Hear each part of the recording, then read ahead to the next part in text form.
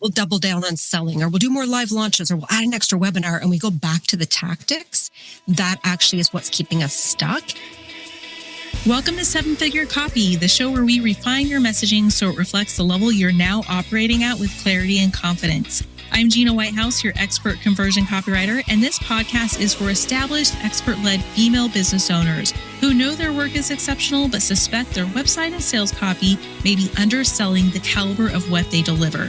In each episode, we'll explore how strategic, ethical copy elevates your website, sales pages, and core messaging so your words communicate trust before someone ever books a consult or starts a conversation with you.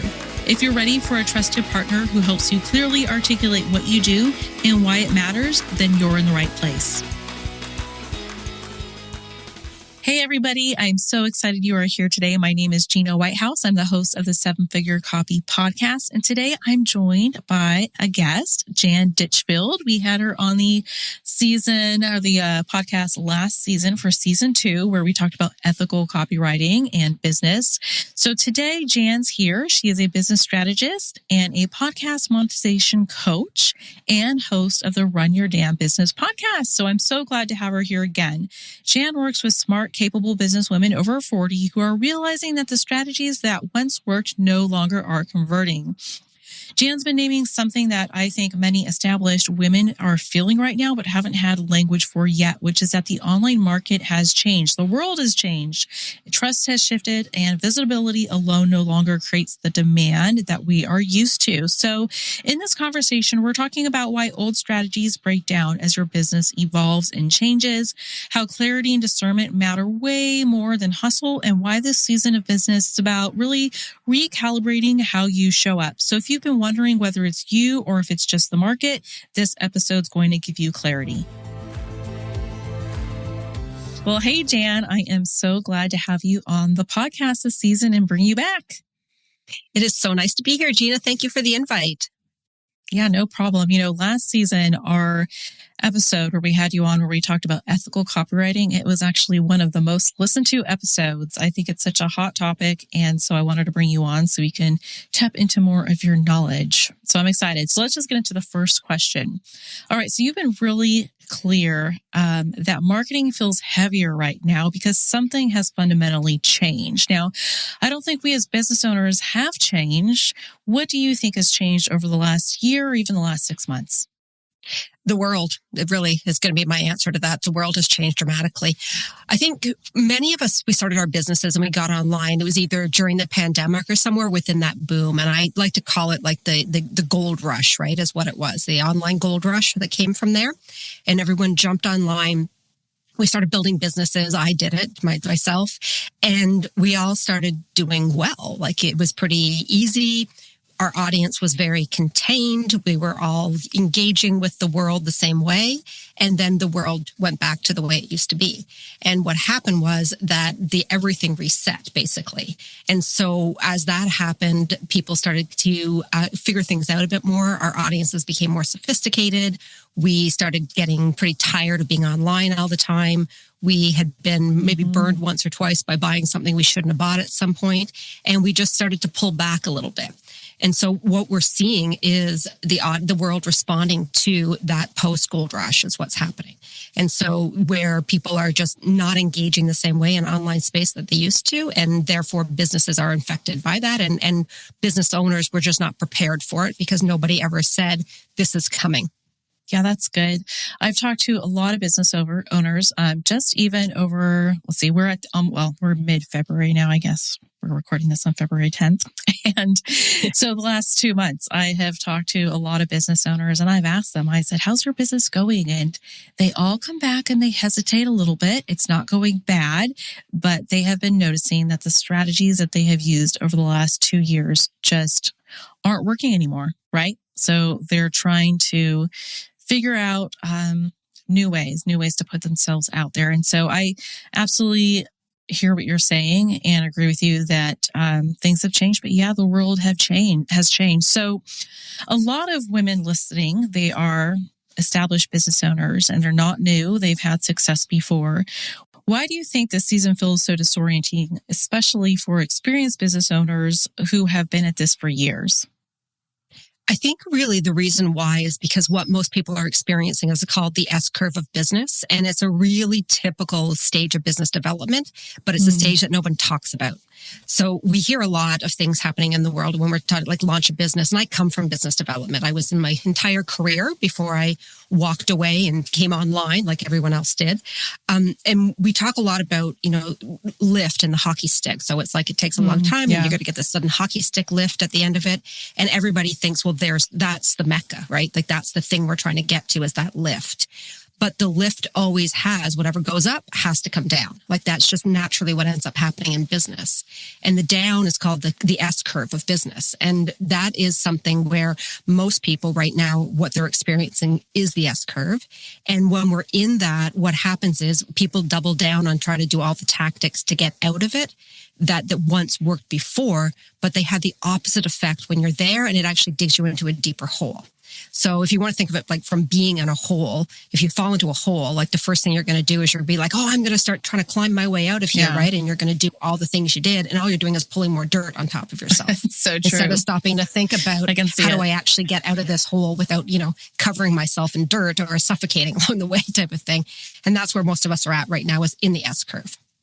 So my question is, how do we get ourselves out of the S curve? How do people get out without digging and putting all the dirt back on them? Yeah. So the answer really is this is the time when you need to actually start thinking about what you're doing in your business and start changing it. And most people don't like the answer to that, but a lot of that comes down to understanding that businesses have natural stages of growth with them and maturity. And so as the business has matured, as business owners, we now have to do the same thing. So when we're in that's stuck in that season where things are feeling like really heavy and we're sort of like, oh, we'll do more reels or we'll double down on selling or we'll do more live launches or we'll add an extra webinar and we go back to the tactics. That actually is what's keeping us stuck instead of stopping and saying, I'm going to look at how my audience has changed, how my market has changed, how my business has changed, and I'm going to elevate to that. And the first place that most people should be starting with, to very honestly, is their messaging. That's good. Yeah, I definitely see that because it's like, everyone's business evolves and things change, but the messaging is the thing that gets put behind. It's like I was talking to someone recently and we were, again, talking about someone coming to us and asking us about something. And we were like, oh, wait a minute. Wait, does that say that on my website? Is that on my homepage? Oh, I forgot. I haven't looked at it in so long and I've changed services and now things are different, but I never went to update it. So absolutely, messaging is a huge thing. So from your perspective as a business strategist, and give us that outside perspective, what are some small signs that you see that tell you that someone's messaging no longer reflects the level that they're operating at? I think one of the easiest ones to really dive into is just gut check. And I always say that to a lot of the women I work with is like, just what's your gut telling you? That's really what it comes down to.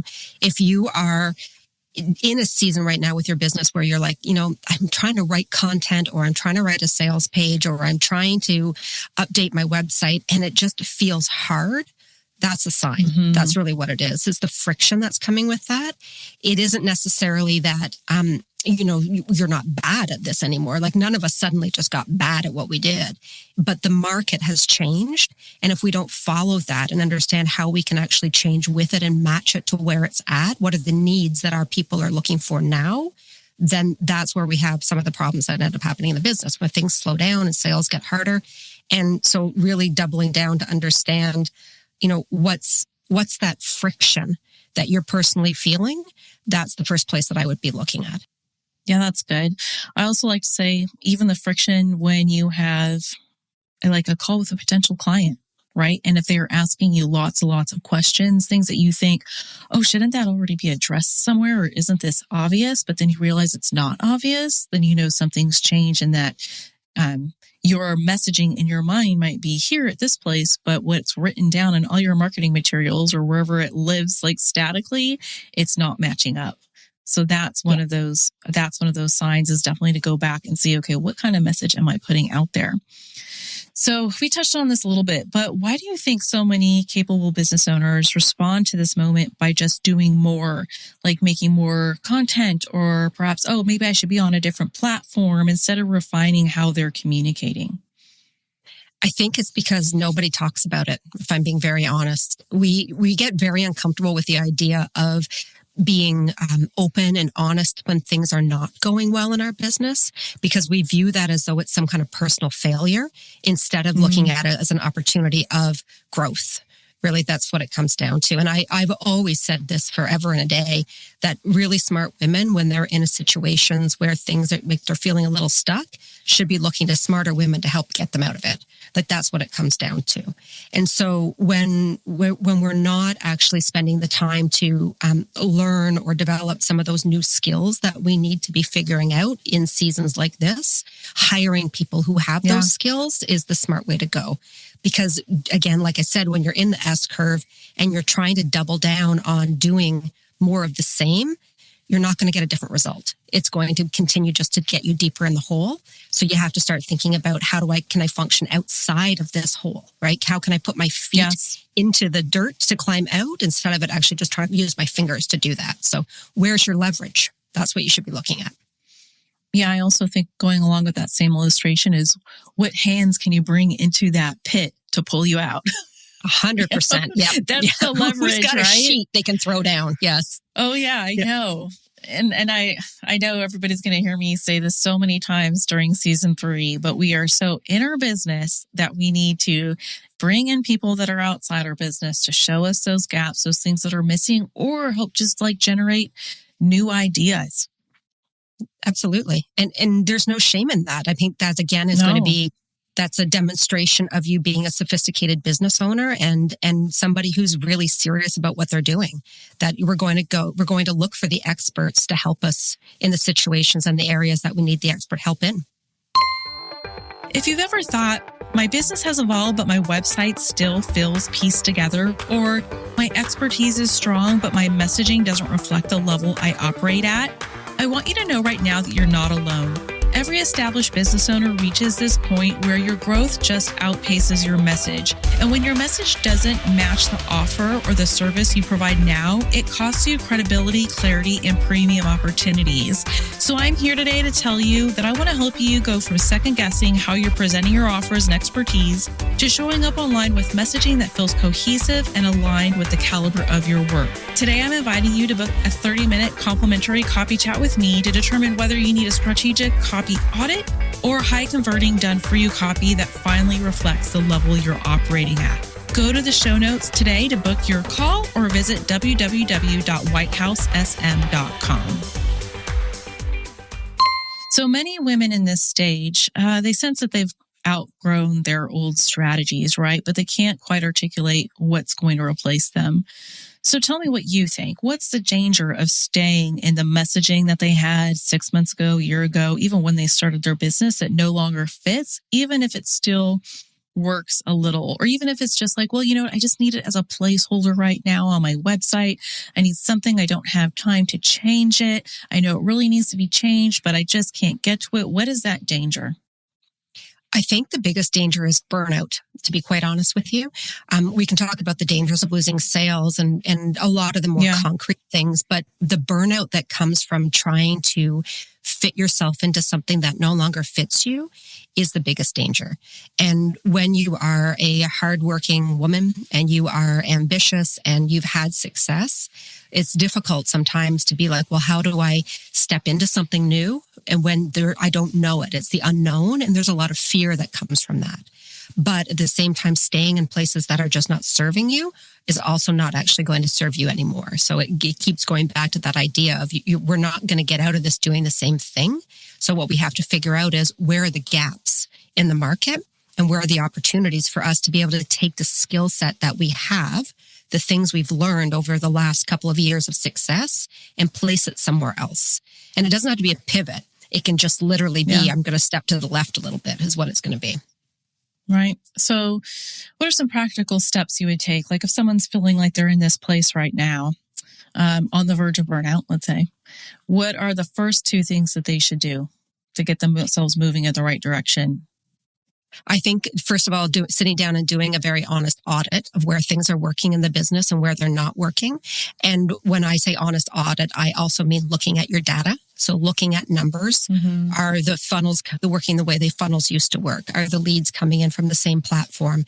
If Instagram used to be a place for you that was working and now it's not, because it's not for me anymore, I can tell you that very much so. Where are those other opportunities where you can take the skill set that you learned from Instagram and place it somewhere else?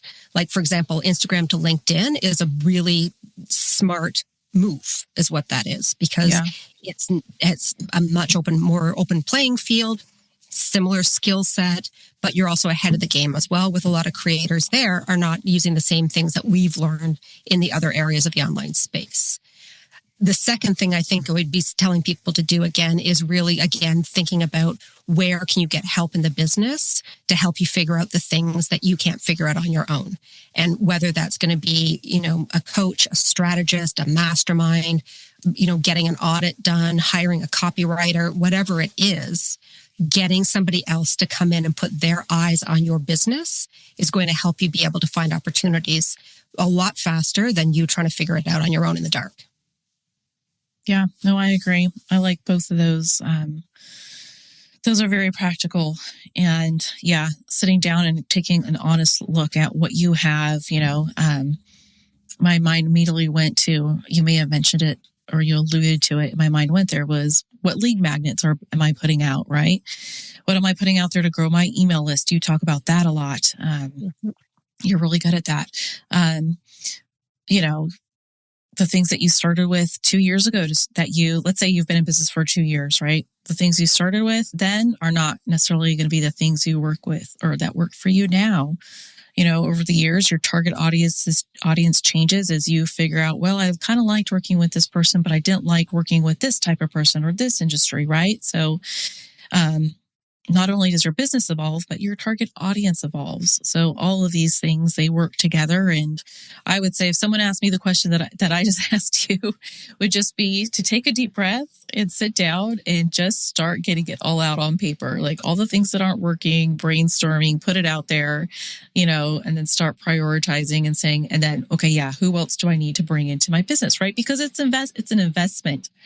It's an investment in your business. And I think we can very easily look at it as like, oh, this is going to cost me something, right? It's like kind of the negative. It's going to cost me versus, oh, this is an investment that's going to bring me returns. Yeah. You say it best. I always like it how you say it to me, where you say, I'm going to have someone speak into my business. And I feel like that is a very, the most beautiful way to look at outside help, instead of it being like, oh, I'm dumping money into this or I'm, doing that, is having someone actually speak into your business, breathe into your business, give you their perspective, their wisdom, their advice, their mentorship. Those are the things that we need. And especially when you're working, for many of us as solopreneurs, or we have very small teams, we're alone trying to figure this out. And when we look at our mentors who are also in the same boat as us, and they're like, well, I don't know why it's not working. Like, it used to work and now it's not working. And I don't know what to do. So just double down. Right. What we need then is to have some conversation with people who are outside our niches, outside of our experience, and who really understand how to be able to speak into what it is we're trying to do. Yeah. And I would add on to that, find people to speak into your business that are the right people to speak into your business. Right people. Yes. Right. There's right and there's wrong, and there are the wrong people you can choose, and there are the right people you can choose. And then my mind immediately goes to, well, how do you avoid choosing the wrong person? Ask the right questions. Talk to that person before I even say this about my own business.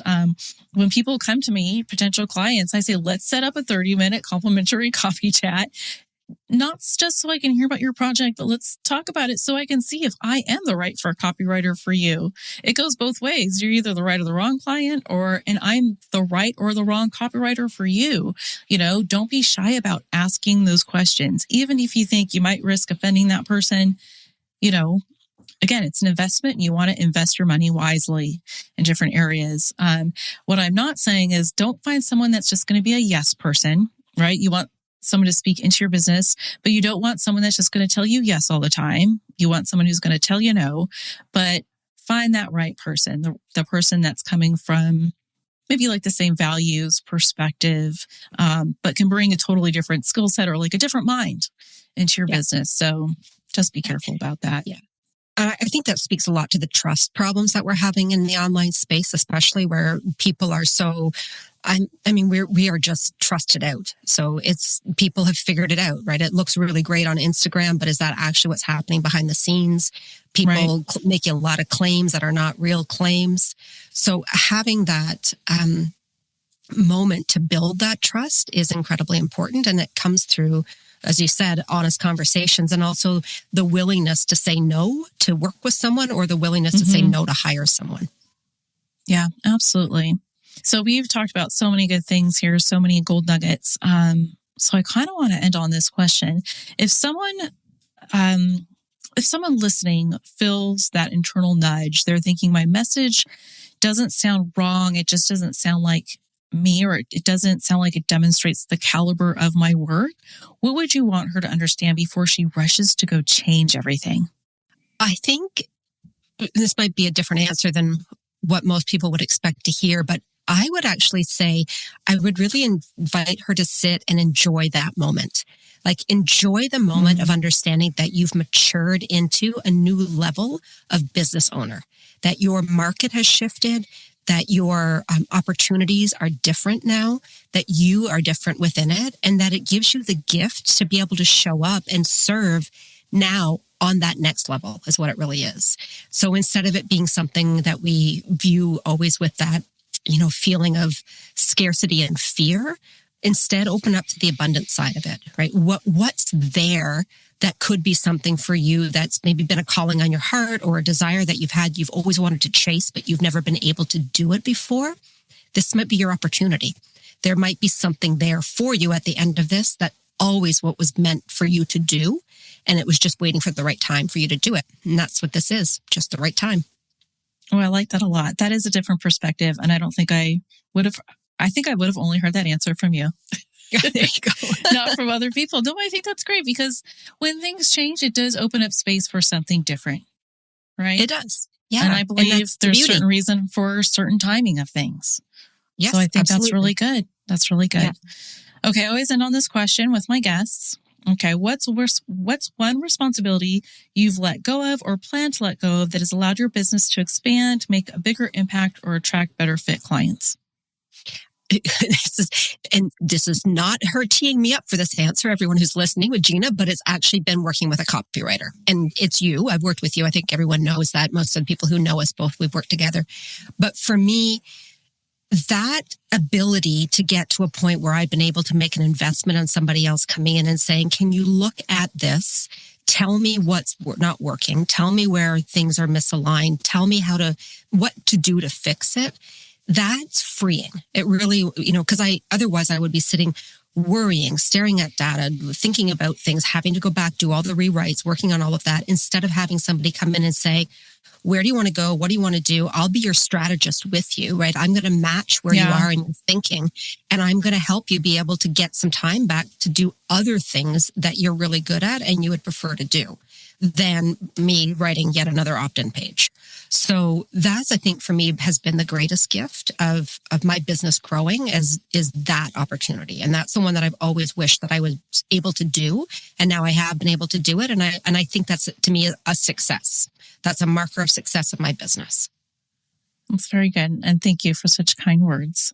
It's been great working together. And it's shown me even just a lot for myself. I think a lot of people think that when they work with a copywriter, it's just about rewriting words or polishing words, right? Like, you're thinking at the very micro level, but there is a whole other level, the macro level, we'll call it, I guess, where you're not just writing words, but it's messaging strategy, right? It's the order things go into the things that are said in a certain way. And again, it just goes back to, we're so in our business that we can miss out on it. And yeah, how terrible it is. Like, right.